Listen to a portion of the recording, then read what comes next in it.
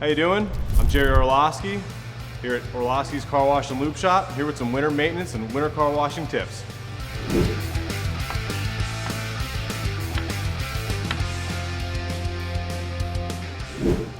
Your car is the second biggest investment you're probably going to make in your lifetime outside of your home.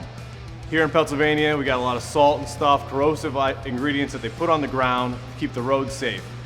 We kind of have to deal with that the best we can. One of the best ways to do that is to keep the outside of the car washed. The salt is corrosive to the paint, it's corrosive to your wheels, and it's actually corrosive to the plastic and will dull the plastic on your headlights as well. But one of the biggest things, especially in Pennsylvania, is keeping the underside of the car rust and salt free.